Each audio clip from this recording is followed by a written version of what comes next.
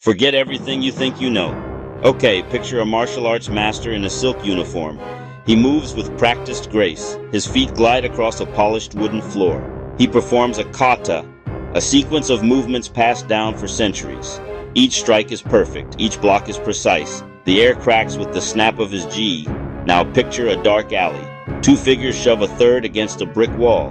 The air is thick with shouts and fear. It is a blur of flailing limbs, grunts, and desperate scrambles. There is no form, there is no ceremony, there is only raw, chaotic violence.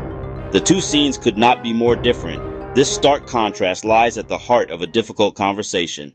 The idea that ancient equals effective is a powerful myth. We romanticize the past. We imagine ancient warriors as unstoppable figures who perfected the art of combat. We assume their techniques were honed in countless life or death struggles. The context of their struggles was completely different from ours. Weapons, rules of engagement, social environments. A technique designed to counter a sword-wielding samurai may be utterly useless against a mugger with a box cutter hiding in a dimly lit parking garage. Data from modern encounters reinforces this point. Law enforcement and security rarely report elaborate traditional techniques succeeding. Instead, success almost always involves simple, direct, brutally efficient action, preemptive strikes to vulnerable targets, aggressive wrestling to control the opponent, and most importantly, a rapid escape. The world has changed. The threats we face today are different. An ancient farmer didn't worry about an attacker in a crowded subway car. A medieval soldier didn't consider legal ramifications of force. The challenges of 2025 are unique, urban, crowded, unforgiving. A fall on mats is harmless. A fall onto a curb can be fatal. Traditional training on padded floors doesn't prepare you for this. Modern violence is sudden, explosive, and at extremely close range. Attackers won't square off and let you pose. They crowd you, use deception, then attack point blank. Ambush negates many long-range kicks and static postures. Fights begin in the clinch, the grapple, the tangle where BJJ and wrestling shine. Multiple attackers are common. One-on-one duels are fantasy. Modern defense prioritizes mobility, situational awareness, and escape. Legal and ethical limits matter. Train de-escalation, verbal commands, and the law, or pay the price. Nothing exposed the gaps more than the rise of mixed martial arts, MMA. Early UFC pitted styles against each other with very few rules. The results were shocking and undeniable. Styles without live, full-contact sparring were consistently and brutally defeated. Wrestlers, Brazilian Jiu-Jitsu fighters, Muay Thai kickboxers, the pressure testers, prevailed. The reason is sparring a live feedback loop that teaches timing, range, and footwork under fire. It forces you to deal with pain, fear, and exhaustion. If your block fails, you get hit.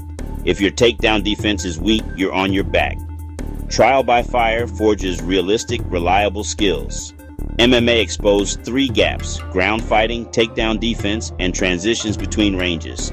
Many stand-up arts had no ground answer easily submitted. Static stances and fancy footwork, wrestlers blasted through them.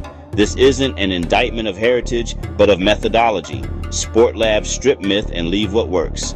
Traditional arts must embrace pressure testing to stay relevant. The spirit is valuable, but some techniques are impractical or dangerous. The high kick looks spectacular in demos, but in a street fight, it's a high-risk gamble. It demands flexibility and balance and leaves you on one leg, easy to shove or sweep. On uneven or slick ground, it invites disaster. A simple, powerful kick to the knee or shin is less glamorous, more reliable. Complex joint locks and pressure points demand precision that vanishes in sweaty, violent struggle and adrenaline shakes. A failed wrist lock just angers your attacker and ties up your hands.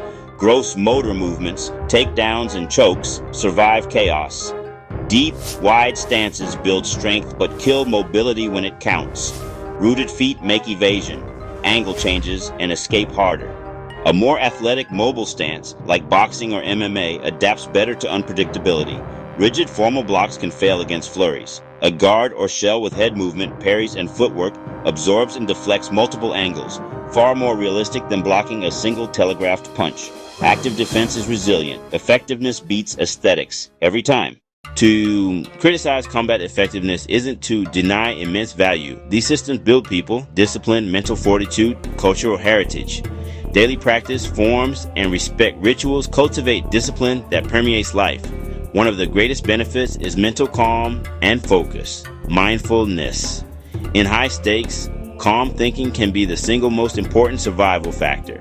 Traditional arts are living vessels of culture, connecting you to centuries of wisdom, stories, terminology, philosophy, meaning beyond sport. That connection fuels motivation, identity, and growth. Holistic development, mind, body, spirit, pays off even in a fight. Conditioning builds resilience. Discipline keeps you training. Calm improves decisions under pressure. Even if a block is outdated, principles of timing, distance, and angular advantage remain timeless and adaptable. The value lies not just in techniques, but in the complete person the art helps build. The solution isn't abandoning tradition, it's integrating it with modern proven methods. Keep the soul, culture, and discipline while ruthlessly pressure testing and supplementing with combat sport methodology. The best of both worlds, rich heritage and practical survival skills.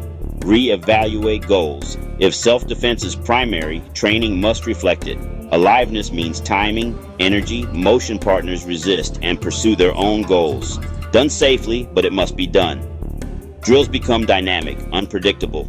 Sparring isn't optional, it's central. Invite BJJ for ground, boxing for hands and head movement. This enhances the core, it doesn't dilute humility, fills gaps. No single art has all the answers. Instructors must question long-held beliefs and discard the purely aesthetic. Students must accept that real training is uncomfortable, messy, and focused on survival. Confidence comes from pressure-proven skills. First, introduce progressive live sparring. Start slow with constraints, boxing only, grappling from the knees. Use proper protection to build intensity safely. The goal is experiencing resistance, not racking injuries. This change outperforms years of solo forms or compliant drills. It makes training real. Second, test traditional moves live. Does a classic block work against a rapid jab cross? Can a takedown land against someone actively striking and base building?